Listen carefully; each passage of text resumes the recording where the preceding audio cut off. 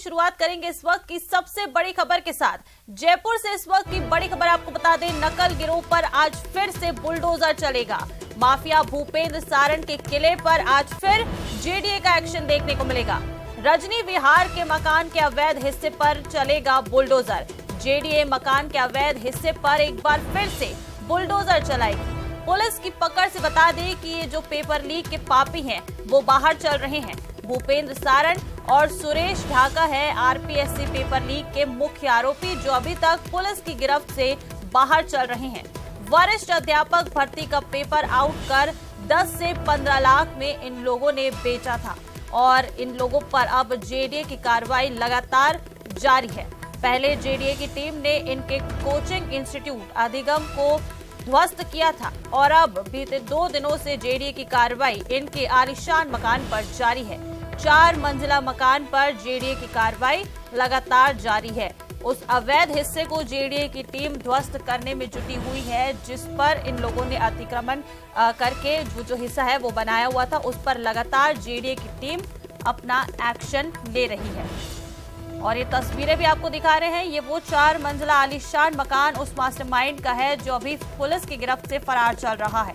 इस पर जेडीए की टीम लगातार एक्शन ले रही है और देखिए किस तरह से जेडीए की टीम ने इस आलीशान मकान को एक खंडर में तब्दील कर दिया है। तो आज फिर से जेडीए की कार्रवाई इस पेपर लीक के पापी के घर पर देखने को मिलेगी। माफिया भूपेंद्र सारण के किले पर आज फिर एक्शन देखने को मिलेगा।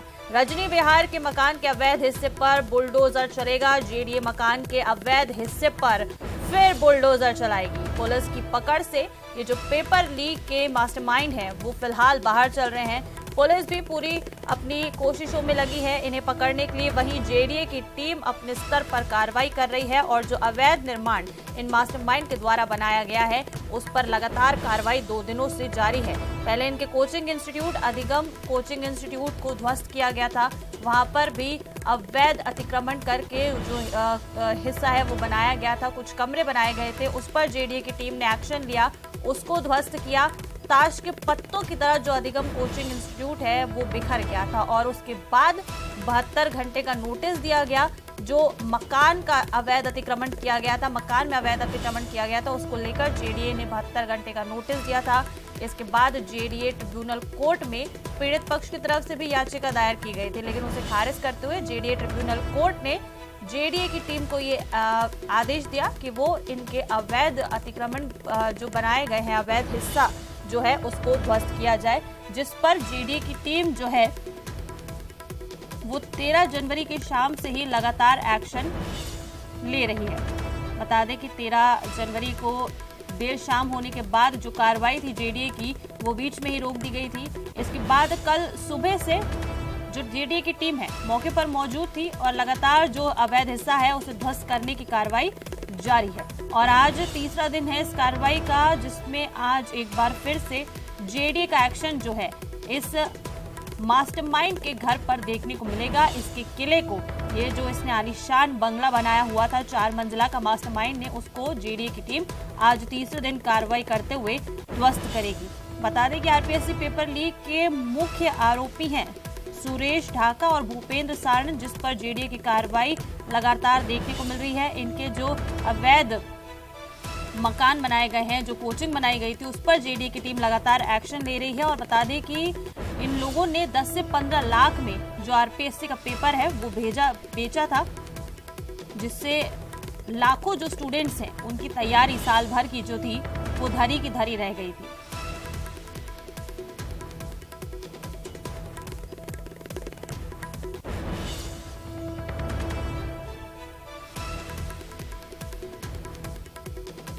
तो जेडीए का एक्शन इन पेपर आउट करने वाले माफियाओं के घर पर लगातार जारी है और आज तीसरा दिन है कि जेडीए आज फिर से नकल गिरोह का जो किला उसने बनाया था, पेपर लीक करने वाले मास्टरमाइंड का जो किला है, आशियाना जो उसने बनाया था 4 मंजिला, उस पर जेडीए की कार्रवाई लगातार जारी है।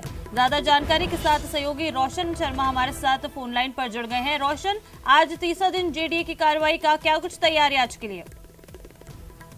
ऋषिका, देखिए, भूपेंद्र सारण के मकान के ऊपर अभी जो जेडीए की जो कार्रवाई है कुछ ही देर में शुरू हो जाएगी। यहाँ पर जो स्थानीय पुलिस है, जेडीए का प्रवर्तन दस्ता है, वो यहाँ पर पहुंचना शुरू हो गया है।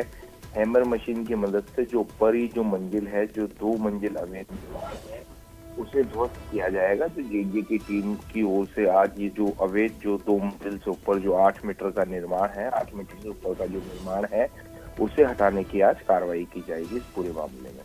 रोशन, कौन कौन सा हिस्सा अभी फिलहाल बचा है? और देखिए तो कल भी दिन भर कार्रवाई चली और आज कब तक ये कार्रवाई पूरी हो जाएगी? देखिए, आसपास में जो रेजिडेंशियल इलाका है, किसी भी तरीके से आस पड़ोसी को नुकसान नहीं हो, क्योंकि जब कार्रवाई होती है तो काफी वाइब्रेशन होता है। किसी भी तरीके के जो भी मलबा है वो आस पड़ोस में नहीं गिरना चाहिए। इन तमाम उन बातों को ध्यान में रखते हुए जेडीए की कार्रवाई की जा रही है, क्योंकि जो कोर्ट ने भी इस पूरे मामले को लेकर बाउंड किया था जेडीए को, किसी भी तरीके का कोई आस पड़ोस में नुकसान नहीं होना चाहिए। साथ ही साथ में जो सारण का जो वैध निर्माण है उसे भी नुकसान नहीं हो। ऐसे में इस बात को ध्यान में रखते हुए जो जेडीए की टीम कार्रवाई कर रही है, कल भी सुबह से जो कार्रवाई की गई है, देर शाम 6 बजे तक की पूरी कार्रवाई चली थी। आज फिर से कार्रवाई यहाँ पर थोड़ी देर में शुरू होने वाली है। जो 8 मीटर से जो ऊपर का निर्माण है, करीब ये जो इसके जो 4 मंजिला निर्माण था, बताया जा रहा है कि 13 मीटर के करीब जो निर्माण है। ऐसे में अब 5 मीटर ऊपर का हिस्सा है, यानी जो 2 मंजिल है, उन्हें जो ढहाने का काम है वो आज किया जाएगा। पॉकलैंड मशीन की मदद से, पन्ना मशीन की मदद से इसे ढहाया जाएगा और कुल मिलाकर ये जो कार्रवाई है आज दोपहर तक कंप्लीट हो जाएगी। बिल्कुल रोशन, आपसे अपडेट्स लगातार लेते रहेंगे। आप पूरे मामले पर नजर बनाए रखिएगा। शुक्रिया आपका तमाम जानकारी के लिए। चलिए आगे बढ़ते हैं और देखिए, उदयपुर में दिल्ली के कंझावला जैसा कांड सामने आया है। मामला उदयपुर के हिरण मगरी इलाके का है। सीसीटीवी एक फुटेज सामने आया है जिसमें साफ देखा जा सकता है कि सड़क किनारे खड़े 3 युवक आपस में बात कर रहे हैं। एक महिला रास्ते से गुजर रही थी। उसी दौरान तेज रफ्तार कार आई और सभी को रौंद दिया। रास्ते से गुजर रही महिला को करीब 10 फीट तक कार घसीट कर ले गई। कुछ ही समय के बाद कार दीवार से टकराकर रुक गई। महिला की हालत गंभीर बताई जा रही है। जानकारी के अनुसार कार को 16 साल का एक नाबालिग लड़का चला रहा था। उसके साथ उसका मित्र बैठा हुआ था। पुलिस ने कार चला रहे नाबालिग को हिरासत में ले लिया है। तो ये सीसीटीवी फुटेज भी आपको दिखा रहे हैं। आप देख सकते हैं कि दिल्ली के कंझावला जैसा कांड जो है उदयपुर में भी देखने को मिला है। सीसीटीवी में साफ जो है ये पूरी वारदात कैद हो गई है। ज्यादा जानकारी लेंगे, सहयोगी कपिल श्रीमाली हमारे साथ फोन लाइन पर जुड़ गए हैं। कपिल, ये जो नाबालिग है उसके बारे में क्या कुछ जानकारी है? कौन है ये? उसकी अभी तक कोई शिनाख्त हो पाई है? देखिए, बिल्कुल जो नाबालिग जो कार चला रहा था उसे हिरणमगरी थाना पुलिस ने डिटेन कर लिया था और जानकारी के अनुसार ये जो कार थी इस नाबालिग के रिलेटिव के नाम से रजिस्टर्ड थी और उन्हीं के द्वारा इसे चलाने के लिए दी गई थी। तो ये एक बड़ी लापरवाही परिवार के सदस्यों द्वारा की गई है। कई लोगों की जान को खतरे में डाला गया और आप देखिए कि यदि इस हादसे के बाद भी यदि कार दीवार से टकरा कर नहीं रुकती तो शायद और भी कई बड़े हादसे होने की संभावना थी। हालांकि जिस तरह के फुटेज सामने आए हैं रोंगटे खड़े कर देने वाले हैं। ऐसे में पुलिस ने मामले को गंभीरता से लिया है और जो कार चालक था नाबालिग उसे डिटेन किया है। इसके अलावा जो 4 लोग इसमें हादसे का शिकार हुए उन्हें हॉस्पिटलाइज कराया गया था। अभी सभी की स्थिति खतरे से बाहर बताई जा रही है और महिला जो है जो जिसे काफी ज्यादा चोटें लगी थी उसका इलाज अभी भी जारी है। जी कपिल, इस हादसे में जितने भी लोग शिकार हुए हैं इस पूरे एक्सीडेंट का, उन सभी की हालत फिलहाल कैसी बताई जा रही है? महिला की हालत तो अभी गंभीर बताई जा रही है।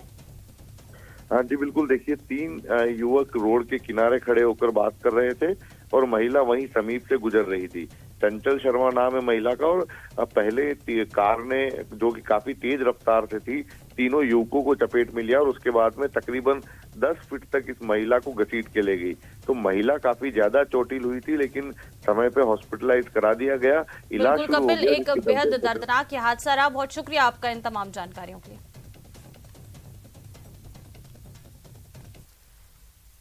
आगे बढ़ेंगे और अब बात करेंगे नागौर की, जहां एक बेकाबू ट्रक ने इलाके में दहशत फैला दी है। मामला जिले के कुचामन सिटी का है। ट्रक के अनियंत्रित होने के बाद ट्रक का चालक अपनी जान बचाने के लिए ट्रक से कूद गया, जिसके बाद ट्रक बिना चालक के करीब 200 मीटर तक सड़क पर दौड़ा। बता दें, इस पूरी घटना में 2 लग्जरी कार, 1 जीप, 3 बाइक क्षतिग्रस्त हुई हैं। गनीमत ये रही थी कि इस हादसे में कोई राहगीर हताहत नहीं हुआ है। दिल दहला देने वाली इस घटना का वीडियो भी सामने आया है। वहीं पुलिस मामले की जांच में जुटी है।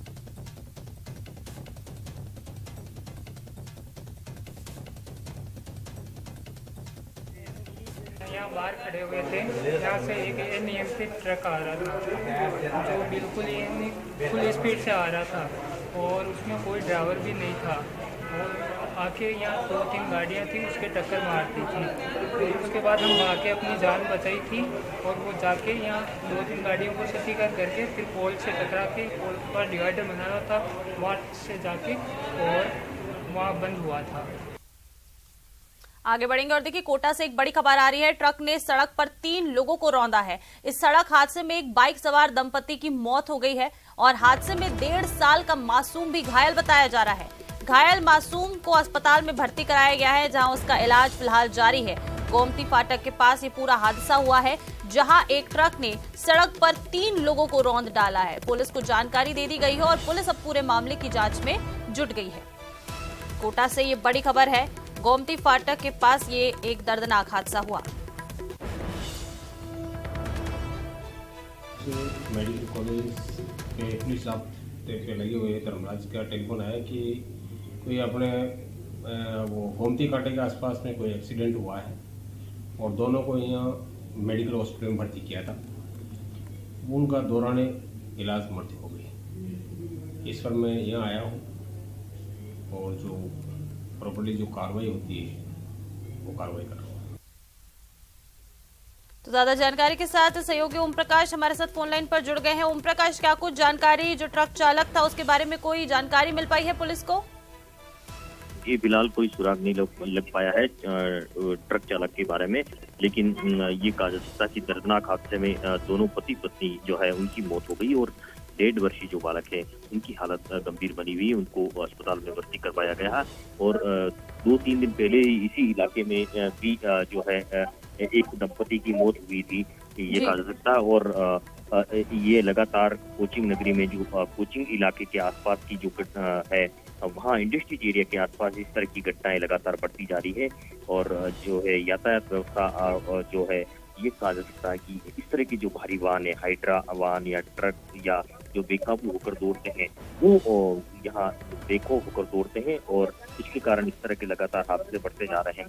तो फिलहाल अनंतपुरा थाना पुलिस पूरे मामले की जांच करने की बात कर रही है, लेकिन ये कहा जा सकता है कि जो हाइड्रा जो ड्राइवर है उसके बारे में कोई सुराग नहीं लग पाया। हालांकि उनको जब्त करने की बात कह रही है, लेकिन फिलहाल ये कहा जा सकता है कि अनंतपुरा थाना पुलिस पूरे मामले की जांच कर रही है। और पति पत्नी की मौत के बाद परिवार में कोहराम मचा हुआ है।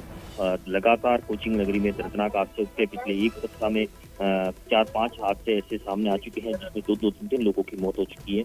और इस तरह के हादसे के बाद स्थानीय लोगों में भी आक्रोश व्याप्त है।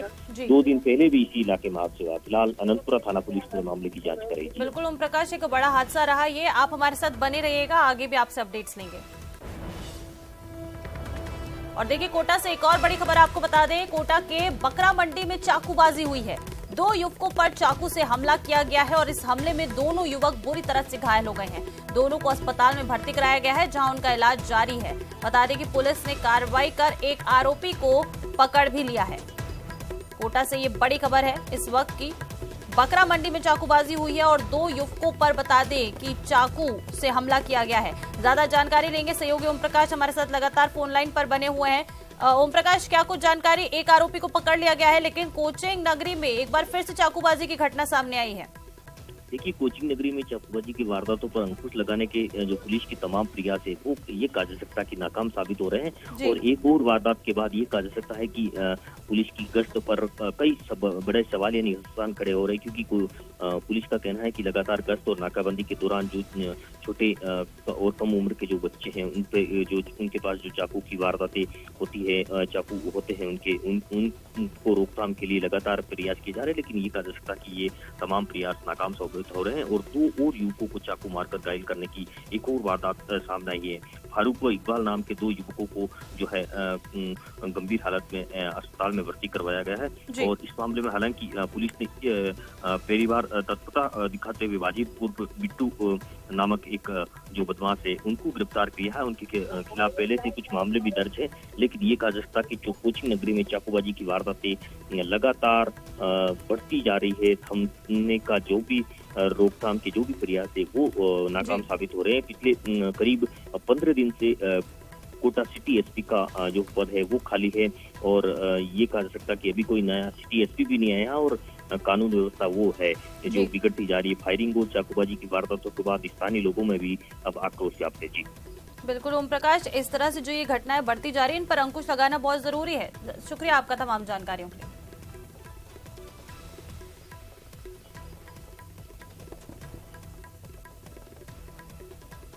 और देखिए, झालावाड़ में जुए और सट्टे के बढ़ते मामलों पर पुलिस सख्त हो चुकी है। झालावाड़ पुलिस की स्पेशल टीम ने कार्रवाई करते हुए 3 जगह कार्रवाई की और 9 आरोपियों को गिरफ्तार किया है, जिनके पास से पुलिस को कुल 9,000 रुपए बरामद हुए हैं।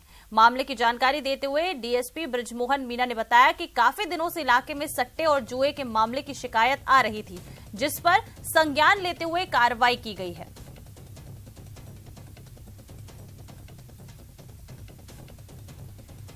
तो देखिए, जुए सट्टे के बढ़ते मामलों पर पुलिस अब सख्त हो गई है। झालावाड़ की पुलिस स्पेशल टीम ने 3 जगहों पर कार्रवाई की और 9 लोगों को गिरफ्तार किया। जुआ सट्टे की लगातार शिकायतें आ रही थी कई दिनों से, तो इसमें आज मेरे द्वारा अपनी टीम को भेजा गया। तो अलग अलग स्थानों से 3 जगह से जुआ सट्टा खेलते हुए लोग मिले, जिनसे लगभग 9,000 की राशि बरामद की गई और कुल 9 जनों को अभी गिरफ्तार किया गया। चलिए आगे बढ़ेंगे और देखिए, अजमेर रेंज आईजी रुपिंदर सिंह 1 दिवसीय दौरे पर भीलवाड़ा पहुंचे, जहां उन्होंने सदर पुलिस उप अधीक्षक कार्यालय का वार्षिक निरीक्षण किया। इस दौरान उन्होंने हर पुलिसकर्मी से 1-to-1 संवाद किया और कानून व्यवस्था की जानकारी ली। वहीं उन्होंने सड़क सुरक्षा सप्ताह के तहत लगी प्रदर्शनी का भी अवलोकन किया और वहां मौजूद सीएलजी के सदस्यों को हेलमेट वितरित किए। सीओ कार्यालय सदर के वार्षिक निरीक्षण के उपलक्ष्य में यहाँ पे विजिट है। इसके तहत दफ्तर का कार्य देखा जाएगा और जो साल भर की परफॉर्मेंस है। इसके अलावा जो जन सहभागिता समूह है, जिसमें सीएलजी मेंबर्स हैं, सुरक्षा सखी है, ग्राम रक्षा दल है, पुलिस मित्र है और अन्य लोकल नागरिकगण हैं, उनसे मीटिंग की गई है, उनसे विचार विमर्श किया गया है, उनसे फीडबैक भी लिया गया है और अन्य तरह के सुझाव भी लिए गए हैं। देश में बढ़ती सर्दी का कहर बता दें कि प्रदेश भर में जारी है। आज से फिर से शीतलहर का दौर और घने कोहरे से विजिबिलिटी प्रभावित है। शीतलहर चलने से ठिठुरन बढ़ गई है और गलन भी बढ़ गई है और गलन ठंड की वजह से बता दें कि जनजीवन अस्त व्यस्त हो गया है। गुरुवार से पश्चिमी विक्षोभ सक्रिय हो गया है, जिसका असर भी जो है वो लगातार देखने को मिल रहा है।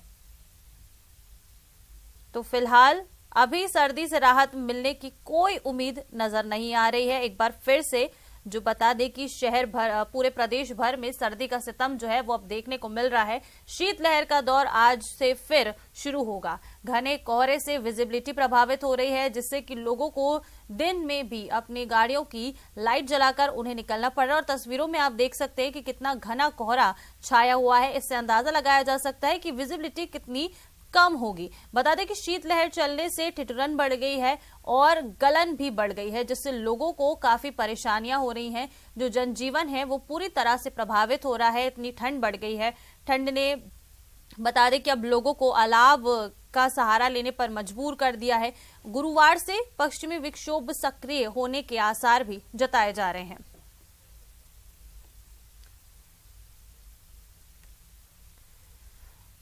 तो चलिए मौसम को लेकर ज्यादा जानकारी लेंगे। हमारे सहयोगी अलग अलग जगहों से हमारे साथ जुड़ रहे हैं। सिरोही से हमारे साथ प्रतीक सोलंकी जुड़ रहे हैं, धौलपुर से भी हमारे सहयोगी हमारे साथ जुड़ रहे हैं और पोखरण से भी हमारे सहयोगी हमारे साथ जुड़ रहे हैं। सबसे पहले प्रतीक, आपके पास आते हुए सिरोही की बात करेंगे। सबसे पहले सिरोही में क्या कुछ टेम्परेचर फिलहाल देखने को मिल रहा है, क्या कुछ राहत मिलती हुई फिलहाल नजर आ रही है? पश्चिमी विक्षोभ के भी सक्रिय होने के आसार नजर आ रहे हैं, क्या जानकारी?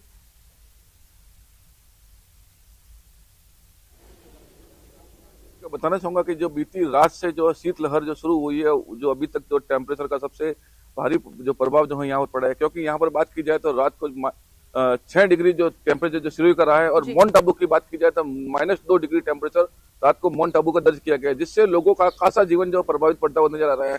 सिरोही जिले का सबसे व्यस्त मार्ग है यहाँ पर देखा जाए तो, यानी कि मौसम के प्रभाव से लोगों जो है घर में दुबके हुए हैं, लेकिन हालांकि विजिबिलिटी साफ है, लोगों को आने जाने में कोई समस्या नहीं हो रही है, लेकिन ये जो सर्दी और शीतलहर का जो प्रकोप जो जिससे पड़ा है, लोगों की दिनचर्या पर खासा प्रभाव पड़ा है, क्योंकि इस सर्दी से जो है लगातार ठिठुरन बढ़ती जा रही है, लोगों का स्वास्थ्य भी अब जो है नरम रह रहा है, जिसके कारण जो है लगातार मौसम में ये बदलाव होने के कारण जो है हॉस्पिटल में जो ओपीडी में बढ़ोतरी देखी जा रही है। लेकिन कहीं ना कहीं देखा जाए तो पश्चिमी विभोग सक्रिय होने के कारण जो जिसके कारण जो है कहीं ना कहीं जो मौसम में बदलाव जो तुरंत बदलाव हो रहे हैं, लगातार जो पिछले 2 दिनों से जो है ये सर्दी का जो टेम्परेचर जो है वो लगातार गिरता जा रहा है। लेकिन इस टेम्परेचर गिरने के साथ में जो लोग जो है सर्दी से बचने के लिए अलाव का सहारा ले रहे हैं, लेकिन किसानों के लिए बड़ी दुख भरी बात है कि लगातार पारा गिर रहा है, जिससे किसानों की फसल भी चौपट हो चुकी है। बिल्कुल, प्रत्येक पारा गिरने से लोगों की परेशानियां बढ़ रही हैं, किसानों की भी मुश्किलें बढ़ रही हैं। बने रहिएगा हमारे साथ। हमारे सहयोगी सिरोही से माफ कीजिएगा धौलपुर से हरिवीर भी जुड़े हुए हैं। हरिवीर, अगर धौलपुर की बात करें, जैसा कि सहयोगी प्रतीक भी बता रहे थे कि सिरोही में क्या कुछ सर्दी देखने को मिल रही है, लोगों की दिनचर्या जो है वो खासा प्रभावित हो रही है। अगर धौलपुर की बात करें तो वहां पर सर्दी का कैसा असर देखने को मिल रहा है, लोगों अगर वहां पे आपके पास आसपास कुछ लोग मौजूद हो तो उनसे भी बातचीत करके बताइएगा कि कैसी वहां ठंड पड़ रही है।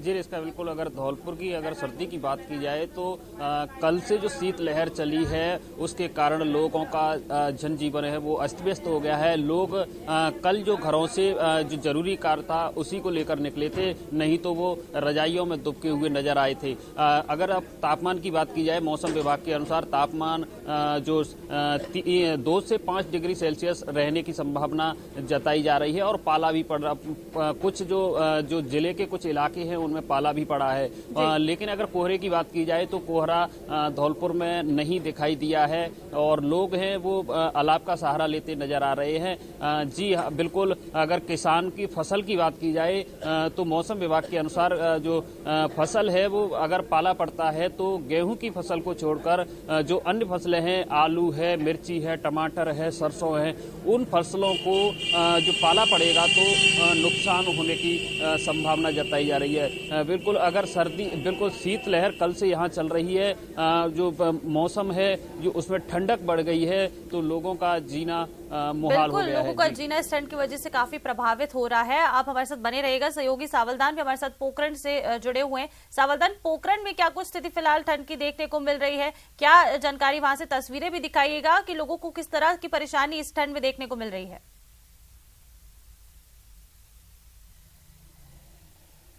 देखिए, साफ तौर से देखा जाए तो परमाणु नगरी पोखरण में शीतलहर का दौर जारी है, और 2 दिनों से आज कुछ राहत है। हम इस वक्त खड़े हैं सर्किल पर। आप देखिए, आपको नज़ारा दिखाऊंगा कि जो 6 बजे दुकानें खुलने वाली थी वो अब तक 7:30 बजने जा रही है, और दुकानें नहीं खुल रही है। लोग उन्हीं वस्त्रों का उपयोग कर रहे हैं, और काफी हद तक कई समय बाद तक अपने घर में निवास करने के बाद सर्किल की ओर आ रहे हैं। हमारे साथ कुछ लोग भी मौजूद हैं, इनसे बात करने हैं। सेना की जो तैयारी कर रहे हैं, आप क्या कहोगे ठंड को लेकर? आजकल ठंड बहुत ज्यादा पड़ रही है। हम रनिंग करने 4:30-5 बजे जा रहे हैं, अब 7:30 8 बजे जाना पड़ रहा है, बहुत ठंड की वजह से हमें। पिछले कितने सालों बाद ऐसी ठंड देख रहे हो? अभी बहुत सालों बाद देख रहे हैं ठंड। हमारे साथ और भी युवा मौजूद हैं। पोखरण में ठंड को लेकर आप क्या कहोगे? काफी ठंड पड़ रही है, पिछले 2-3 सालों में इतनी नहीं पड़ रही थी, इस साल बहुत ज्यादा पड़ रही है। बिल्कुल सावलदान, इस बार काफी ज्यादा ठंड पड़ रही है और पूरे प्रदेश भर में इसका जो असर है वो देखने को मिल रहा है। नागौर से सहयोगी महेंद्र भी हमारे साथ जुड़ चुके हैं। महेंद्र, जैसा कि सावलदान बता रहे थे कि टेम्परेचर में कुछ थोड़ी सी राहत देखने को मिल रही है, लेकिन लोगों का कहना है कि ऐसी ठंड कभी नहीं पड़ी है। नागौर में क्या स्थिति है, क्या कोई टेम्परेचर में गिरावट दर्ज की गई है?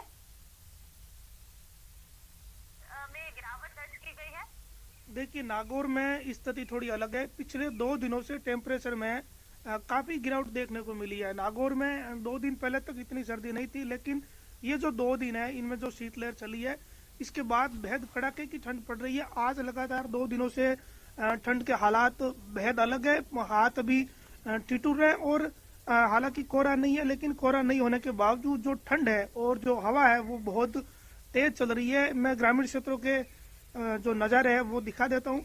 इस पूरे बेल्ट में अभी देख सकते हैं कि सुबह का समय है, लेकिन लोग अपने घरों में है, क्योंकि जो ठंड का असर है पूरे प्रदेश भर में जो शीतलहर और जो ठंड से उससे जनजीवन अस्त व्यस्त हो गया। बहुत शुक्रिया आप